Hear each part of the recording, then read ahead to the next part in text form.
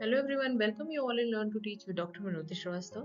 Hope you all are fine and safe and using your time in good things. Student, आज जो मैं topic लेके आई हूँ वो है ECCE पेपर का पार्ट। ECCE पेपर के बारे में मैं बता देना चाहती हूँ कि आज की डेट में जब हमने हायर एजुकेशन लेवल पे भी NEP को एक तरीके से कंपलसरी कर दिया है, तो उस कंपल्शन के दौरान ECC एक वोकेशनल कोर्स के तौर पे निकल के आया है, which is you can say कि it improve your teaching skill in any pathology.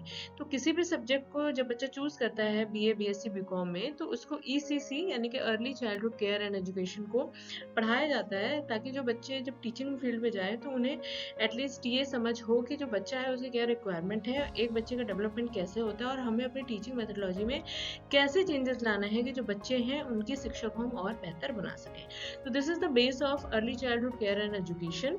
And आज जो ये टॉपिक मैं पढ़ाने वाली हूँ ये कहीं ना कहीं श्रीदेव सुमन यूनिवर्सिटी से एफिलिएटेड BA BSc BCom के कोर्स के अंतर्गत आता है। तो चलिए बात करते हैं जो early childhood care and education है वो क्या क्या चीज़ों को अपने में समाहित करता है। स्टूडेंट, सबसे पहले जैसा कि मैंने बोला कि ECC का जो फुल फॉर्म है वो early childhood care and education है। इसको हम समझ लेते हैं कि इस पेपर के अंतर्गत इस लेवल पे, लाइक बैचलर डिग्री लेवल पे, हम क्यों ECC को पढ़ा रहे हैं। तो ECC की अगर हम बात करें तो early childhood care and education, early childhood is the period from birth to 6 year. इसे हम ये मान सकते हैं कि जब बच्चा पैदा होता है तब से लेकर 6 वर्ष का जो एज होता है वो ECCE के अंतर्गत आता है, अर्ली चाइल्डहुड केयर। ठीक है, कॉम्प्रिहेंसिव अप्रोच होता है towards ensuring a sound foundation with focus on early learning for every Indian child. इसका जो मेन फोकस है ECCE का है वो ये है कि बच्चे में एक साउंड फाउंडेशन दे, जो उसकी नींव हो इतनी मजबूत रखा जाए, बिकॉज ये स्टार्टिंग की एज होती है 1 से लेकर 6 साल तक की।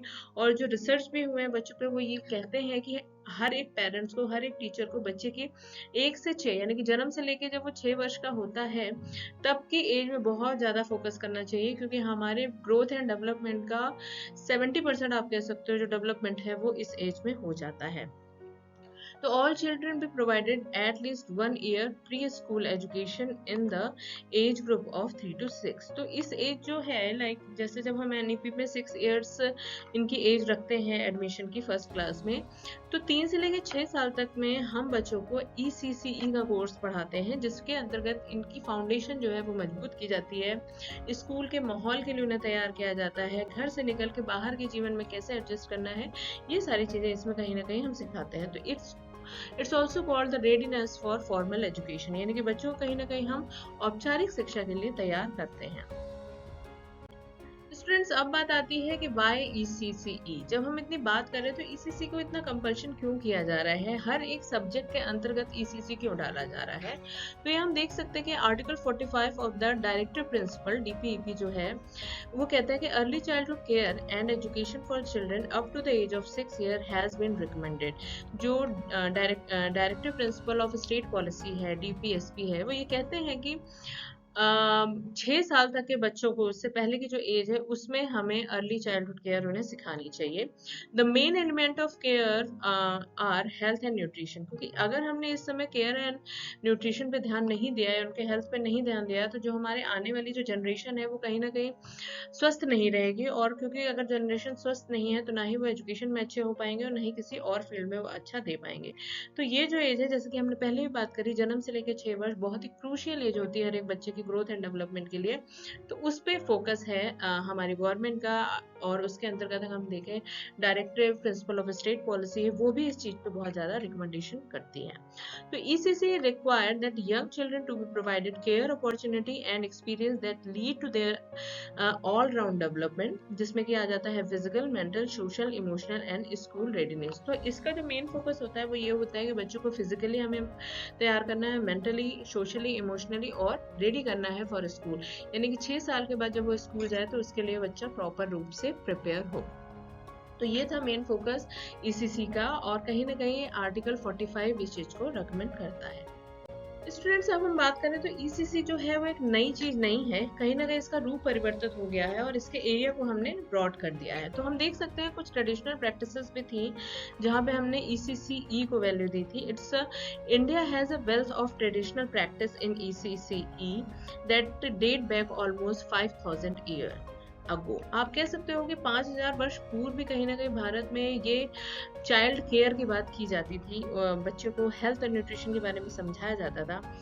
और भारत में कहीं ना कहीं इसकी जो लॉन्चिंग हुई है 5 ईयर प्लान के रूप में देखा गया है। इसको जो हम लॉन्च कर रहे हैं सारे पेडोलॉजी के साथ, उसको 5 साल का एक टारगेट बना के किया गया है।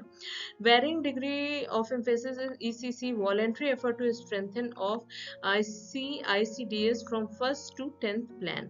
इनका जो है अप्रोच है वो वॉलेंट्री एफर्ट है, और इसका जो मेन पर्पस जो है वो ये है कि improve the health and nutrition and child care. 11th 5 year plan जो है जो था कि 2007 से लेकर 12 development of children at the center stage of the plan commitment to pre-solve with varying option. ECCE in national policy and program emphasize need to play based on joyful ECCE। तो main जो focus आप क्या देखो based किस पे है, joyful. बच्चा खुश होकर वहां पे काम करेगा, खेल खेल में चीजों को सीखेगा, उसके ऊपर बर्डन हम नहीं डालना चाहते। स्पेशली जो क्रूशियल एज की हम बात कर रहे हैं, जन्म से लेकर 6 वर्ष तक बच्चों को किसी भी प्रकार के बर्डन से मुक्त रखना है। बस उसका हमें खेल खेल में इम्प्रूवमेंट करना है, physical, mental, emotional, social and readiness for school. Warned against formal teaching of 3 hours, right of children to free and compulsory education। और ये भी कहते हैं कि रीडिंग, राइटिंग, अर्थमेटिक पे तो हम फोकस करेंगे ही, लेकिन उसका स्वरूप कहीं ना कहीं हम चेंज करेंगे। तो this is all about ECCE in brief. I hope आपको स्टूडेंट्स ECCE का कॉन्सेप्ट क्लियर हुआ होगा। बहुत से बच्चे कंफ्यूज होते हैं कि हमें ये क्यों दिया जा रहा है, क्या ये मेरी फील्ड से रिलेटेड है या नहीं है। बट आपको इसके लिए वरीड होने की ज़रूरत नहीं है। इसका जो फोकस है, ऑब्जेक्टिव वो लॉन्ग टर्म का है। जब आप किसी फील्ड में जाओगे, टीचर बनोगे या कोई भी चीज़ आपके अंडर में रन करेगी, तो अगर आप इस पेपर की वैल्यू को समझोगे तो कहीं ना कहीं आपका जो मैनेजमेंट होगा वो बेहतर होगा, और कहीं ना कहीं जो आप हो वो आने वाली पीढ़ी हो, तो आपको इस वैल्यूज़ को समझना बहुत ज़्यादा ज़रूरी है। तो आई होप स्टूडेंट आपको अर्ली चाइल्डहुड केयर एजुकेशन का मायने समझ में आया होगा, इसकी वैल्यू समझ में आई होगी।